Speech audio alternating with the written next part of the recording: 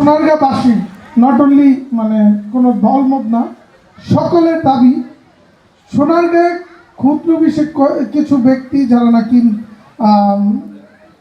নেতৃত্ব দিতে গিয়ে যারা নিহত হয়েছে তাদের আমরা আত্মার মাগফিরাত কামনা করি। তারা আল্লাহ তাআলা তাদেরকে সর্বোচ্চ মোকাম দান করুক বেহেশতে। আমরা দাবি করছি যেন এই আমাদের জাদুঘরে তাদের ছবি এবং তাদের সম্মাননা প্রদর্শন করার একটা ব্যবস্থা আপনারা করে দেবেন। এর সাথে মুক্তও থাকবে, যারা শহীদ হয়েছে জাতীয় পর্যায়ে তাদেরও থাকবে, বাট সোনারগাঁয়ে যারা থাকবে তাদের যাতে ছবিটা এখানে থাকে, আমি এই দাবিটা আপনার কাছে করছি। ধন্যবাদ। আসসালামু আলাইকুম। ধন্যবাদ। আসলে আমাদের লোক কারুশিল্প ফাউন্ডেশন একটা পরিচালনা বোর্ড আছে, মাননীয় মন্ত্রী এটার সভাপতি, এছাড়াও বিভিন্ন দপ্তরের প্রধানগণ থাকেন, মাননীয় সংসদ সদস্য আমাদের 3 আসনে তিনি থাকেন, আরো 2 জন সংসদ সদস্য থাকেন, 18 সদস্যের পরিচালনা বোর্ড আছে।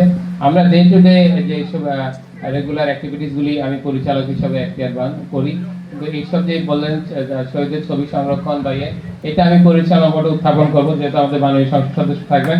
পরিচালনা বোর্ড যদি সেই সিদ্ধান্ত দিলে আমরা অবশ্যই সেটা সংরক্ষণ করবো। ধন্যবাদ সবাই।